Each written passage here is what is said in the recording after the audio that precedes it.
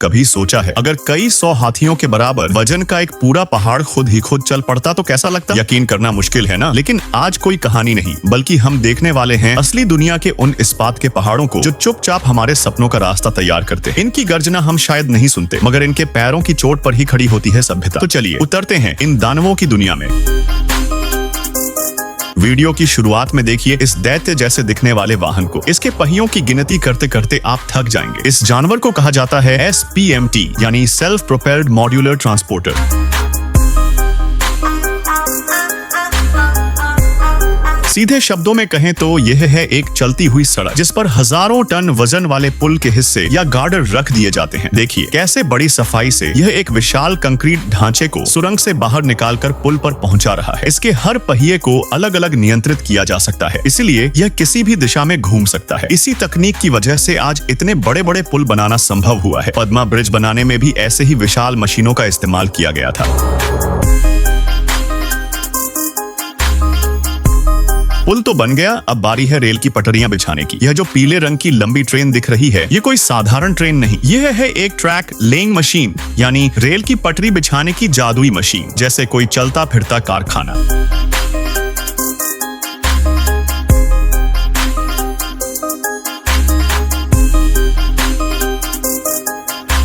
इसके पीछे के डिब्बों में कंक्रीट के स्लिपर या पटरे रखे होते हैं। एक क्रेन उन्हें सामने लाकर तय दूरी पर एक एक करके जमाती जाती है। फिर मजदूर लंबे लोहे के रेल को उन स्लिपरों पर रखकर क्लिप से जकड़ देते हैं। सोचिए दिन में सैकड़ों मीटर लाइन कितनी आसानी से बिछ जाती है।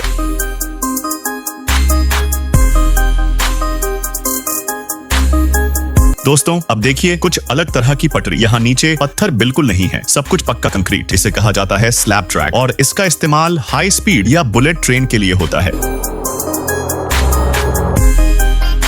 यह पीला जानवर देखिए, इसकी खासियत यह है कि यह साधारण टायर वाले पहियों पर भी चल सकता है और रेल की पटरियों पर चलने के लिए इसमें छोटे लोहे के पहिए भी लगे हैं। हमारे देश की मेट्रो रेल की कुछ लाइनें भी इसी तरह बनाई गई थी।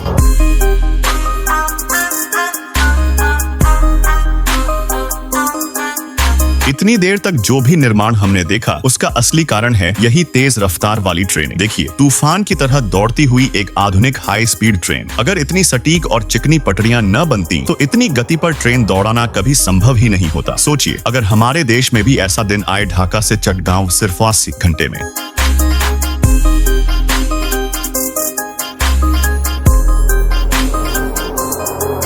जहां रेल की लाइन के नीचे पत्थर का इस्तेमाल होता है वहां यह मशीन बेहद जरूरी होती है। इसे कहा जाता है बैलास्ट डैम्पिंग मशीन। इसका काम है रेल के नीचे मौजूद पत्थरों को ठीक जगह पर सेट करना ताकि लाइन मजबूत रहे और ट्रेन चलने पर ज्यादा हिले नहीं। यह मशीन वाइब्रेशन यानी कंपन देकर पत्थरों को ऐसे दबा देती है कि पटरी जमीन में एकदम जकड़ जाए।